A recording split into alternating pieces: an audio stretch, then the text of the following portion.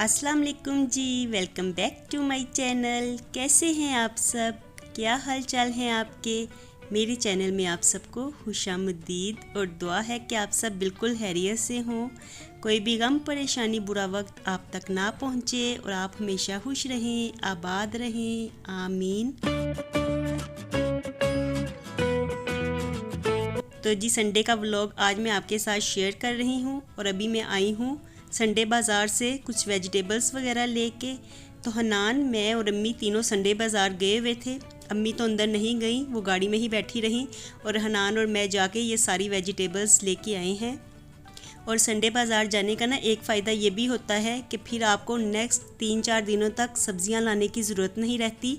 तो आजकल इतनी शदीद गर्मी में ना डेली मार्केट भी नहीं जाया जाता, तो इसलिए हनान तो आज पढ़ रहा था क्योंकि उनकी असेसमेंट्स वगैरह हो रही हैं। तो हनान से मैंने कहा कि जल्दी से जाते हैं और कुछ वेजिटेबल्स लेके आते हैं। इस तरह से ना नेक्स्ट 2-3 दिनों तक क्या पकाएं का बोझ सर से उतर जाएगा। तो यहाँ पे बस मैं वेजिटेबल्स को ही ला के चेक कर रही थी।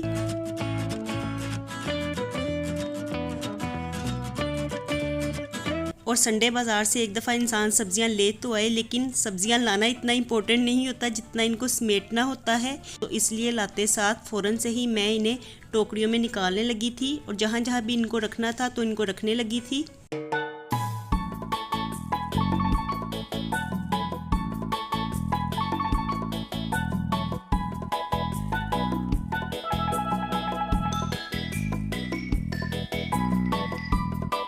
मुर्तज़ा और रीबा दोनों को मैं घर ही छोड़ गई थी, इसलिए जब मैं वापस आई तो मुर्तज़ा फ़ौरन ही मेरे पास आ गया। उसका ख्याल था कि शायद मैं उसके लिए भी कोई चीज़ लेके आई हूँ, लेकिन यहाँ पे तो मैं सिर्फ वेजिटेबल्स ही लेके आई थी।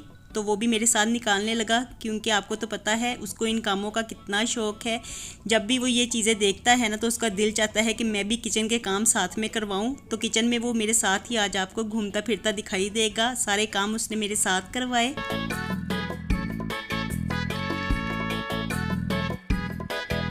और जैसे जैसे मैं करती जा रही थी ना, उसकी कोशिश थी कि वो भी बिल्कुल ऐसे ही करे। तो आजकल ना हर चीज़ में वो या तो हनान को कॉपी करता है या फिर मुझे कॉपी करता है। जो कुछ हम करते हैं ना, हमें देख के वो भी उसी तरह से ही सेम करने की कोशिश करता है। या शायद उसकी उम्र का ही है ये, इस एज में बच्चे इसी तरह से ही करते हैं, जो देखते हैं वही सीखते हैं।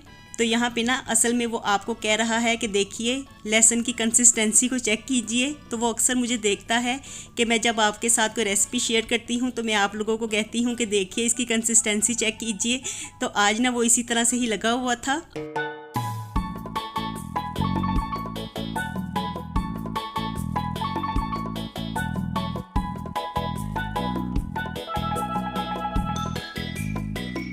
और घर में ना आलू सबको इस कदर ज़्यादा पसंद है ना, सब ही आलू से बनी हुई चीज़ें शौक़ से खाते हैं। और वैसे भी हर रेसिपी में ही आलू इस्तेमाल होते हैं।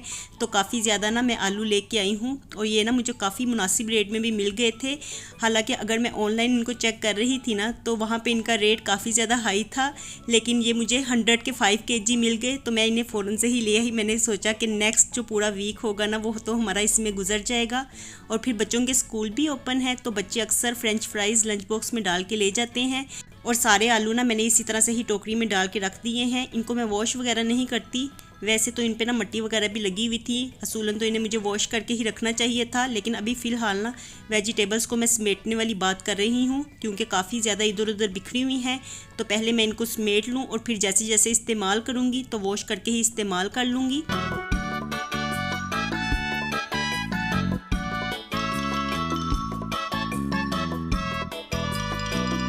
और मुर्तज़ा का बड़ा जी चाह रहा था कि वो भी कोई काम करे, मुझे देख ही जा रहा था और कह रहा था कि मैं क्या करूं, मुझे भी कुछ बताएं कि मैंने क्या करना है। तो यहाँ पे मैं अंडे भी लेके आई थी, कल के ब्रेकफास्ट के लिए एग ब्रेड लेके आई थी। तो मैं उसे कहने लगी कि आप इसे बॉक्स में लगाओ। तो यहाँ पे ना वो अंडे ही बॉक्स में लगा रहा था और मैं ना उससे बार बार यही कह रही थी कि ध्यान से लगाना, कोई तोड़ ना देना। तो एकदम से ना एक अंडा उसके हाथ से छूटा भी, लेकिन शुक्र अल्हम्दुलिल्लाह के टूटा नहीं। तो मैंने उसे ना वैसे ही शॉपिंग बैग में डाल के रख दिया।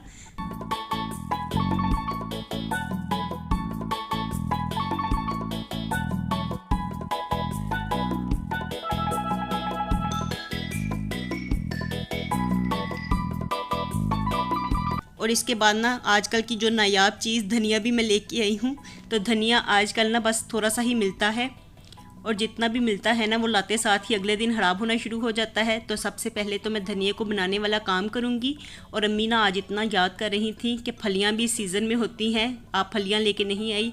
तो मैंने आज स्पेशली वहाँ पे जाके अच्छी तरह से चेक किया और जहाँ से मुझे ये फलियाँ नज़र आई हैं तो मैं लेके आई हूँ।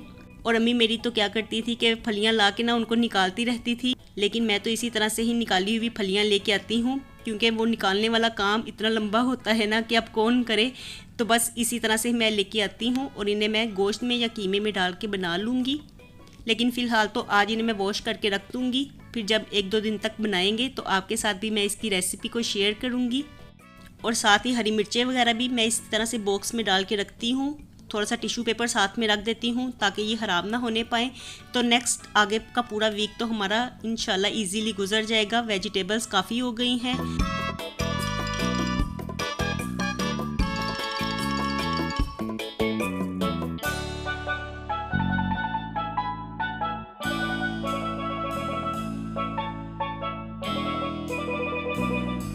हरी मिर्चें, हरा धनिया भी काफ़ी ज़्यादा हो गया है, तो जल्दी से अब मैं पहले हरा धनिया बना के रख लेती हूँ।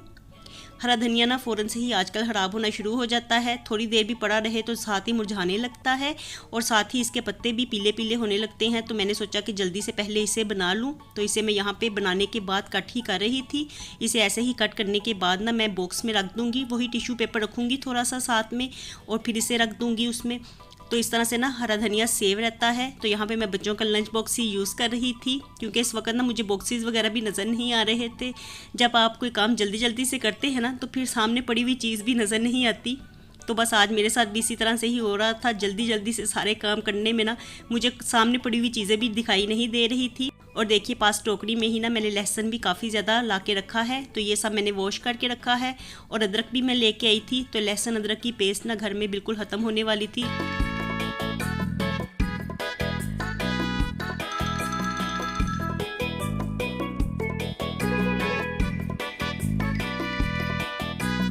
आज एक्चुअली संडे बाज़ार में कोई इतना ख़ास रश भी नहीं था। वैसे तो इतना ज़्यादा रश होता है ना कि वहाँ पे चलने फिरने के लिए भी जगह नज़र नहीं आती, लेकिन आज इतना ज़्यादा रश नहीं था और वेजिटेबल्स भी ना मुनासिब प्राइस में मिल रही थी।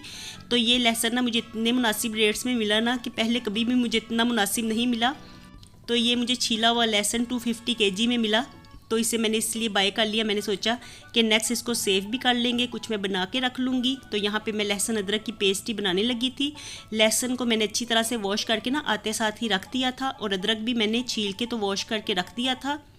और अब सारा किचन तो मैंने समेट लिया था और सब्जियां भी सारी समेटी गई थी और साफ़ भी किचन मैंने कर लिया था। और इसके बाद बारी आती है लहसुन अदरक की पेस्ट बनाने की।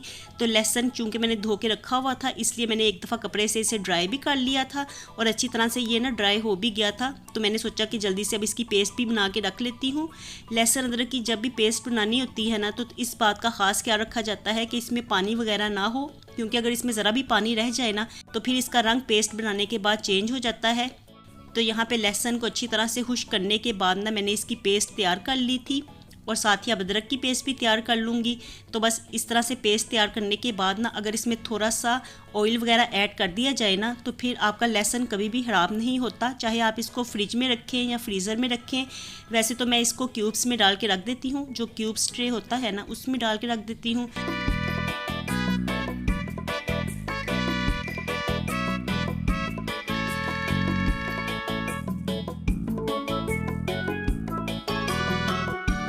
लेकिन जो डेली रूटीन में इस्तेमाल करने वाला लहसुन अदरक होता है ना उसको मैं बॉक्स में यानी एयर टाइट कंटेनर में डाल के ना फ्रिज में ही इस तरह से रख देती हूँ।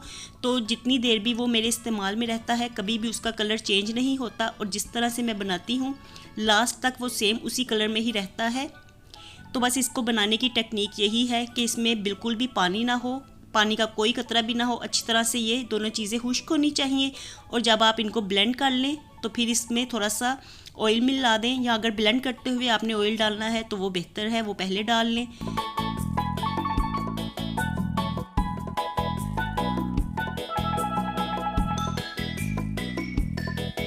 तो मैं चूँकि आज इन्हें हैंड ब्लेंडर से बनाने लगी थी तो इस वक्त फ़ौरन ही ऑयल डालने की ज़रूरत तो नहीं थी, तो इसलिए मैंने बाद में ऑयल ऐड किया है।